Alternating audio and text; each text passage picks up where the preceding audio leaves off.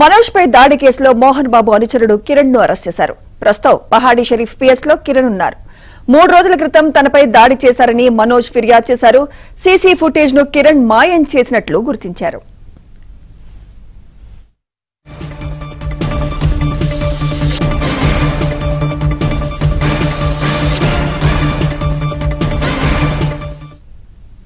మరోసారి మంచు ఫ్యామిలీ వివాదం రచ్చకెక్కింది.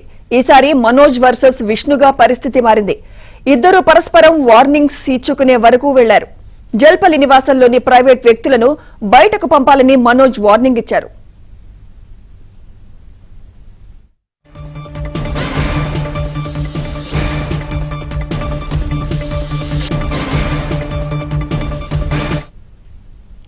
అయితే తనకు సంబంధించిన వారు ఎవరూ లేరని విష్ణు అంటున్నారు. అలాగే మనోజ్ కు సంబంధించిన వాళ్లు కూడా ఉండకూడదని హెచ్చరించారు. ఈ క్రమంలో మరోసారి రచ్చ జరిగే అవకాశం ఉంది.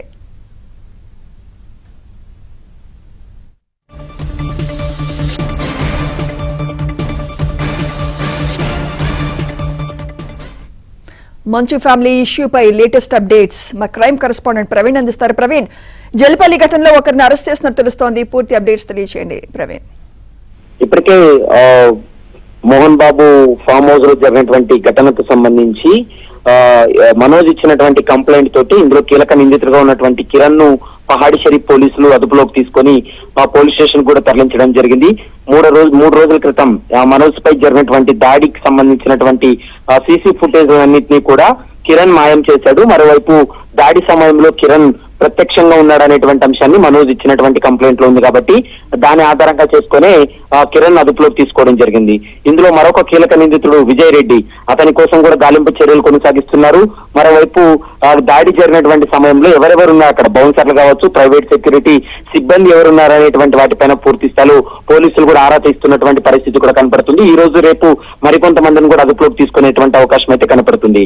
ఇక మంచు మనోజు, మంచు విష్ణు కొంత సయోధ్యకు వచ్చినట్లు మనకు సమాచారం అందుతుంది. ఎందుకంటే వారిద్దరూ కూర్చొని చర్చించుకునేందుకు కొంత మధ్యవర్తిగా ఒక సినీ ప్రముఖులను కూడా ఒక ఇద్దరిని మధ్యవర్తిగా వ్యవహరిస్తున్నట్లు సమాచారం అందుతుంది.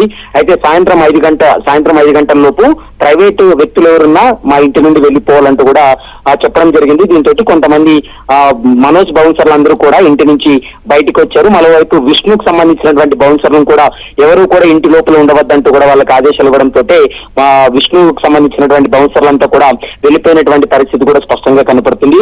మరి చూడాలి, మరికొద్ది సేపట్లో ఈ మోహన్ బాబు ఇంట్లో జరిగినటువంటి ఘటనకు సంబంధించి మంచు మనోజ్, మరోవైపు విష్ణు ఇద్దరు కూర్చొని చర్చించుకోబోతున్నారా, మరి ఏం జరగబోతుంది అనేది మాత్రం చూడాల్సినటువంటి అవసరం ఉంటుంది. మరోవైపు ఈ రోజు సాయంత్రం 5:30కు ప్రెస్ మీట్ ఉంటుందని చెప్పి మనోజ్ అనౌన్స్ చేసినప్పటికీ కూడా సిపి ముందు విచారణకు హాజరైనటువంటి సమయంలో శాంతి భద్రతల విఘాతం కలిగేలా వ్యవహరించవద్దు, గ్యాదరింగ్ కూడా ఉండవద్దన్నటువంటి అంశాన్ని సిపి చెప్పడంతో అతను చివరి నిమిషంలో ప్రెస్ మీట్ కూడా క్యాన్సిల్ చేయడం జరిగింది. మరి మనోజ్ యొక్క డిమాండ్స్ కావచ్చు, మనోజ్ తో మాట్లాడినటువంటి సమయంలో ఇద్దరికీ కూడా ఒక అండర్స్టాండింగ్ రాకపోతే మాత్రం ఖచ్చితంగా మనోజ్ 1-2 రోజుల్లో మీడియా సమావేశం ఏర్పాటు చేసి జరిగినటువంటి పరిణామాలు, అసలు ఈ కేసుకు సంబంధించినటువంటి వివరాలు, ఎక్కడ మొదటగా ఈ గొడవ స్టార్ట్ అయింది, ఎవరెవరు దాడి చేశారు, ఎవరు వెనుక మోహన్ బాబుని నడిపిస్తున్నారు అనేటువంటి అంశాలన్నిటిపైన కూడా మీడియా ముందు పెడతాననేటువంటి అంశాన్ని మనోజ్ చెప్తున్నాడు. మరి చూడాలి, రేపు ఎల్లుండిలోగా ఈ కేసుకు సంబంధించి ఒక క్లారిటీ వచ్చే అవకాశం ఉంటుంది. ఒకవైపు పోలీసులు కూడా మరికొంతమందిని కూడా అరెస్ట్ చేసేటువంటి అవకాశాలు అయితే కనపడుతున్నాయి. Sumitra, right, thank you Praveen.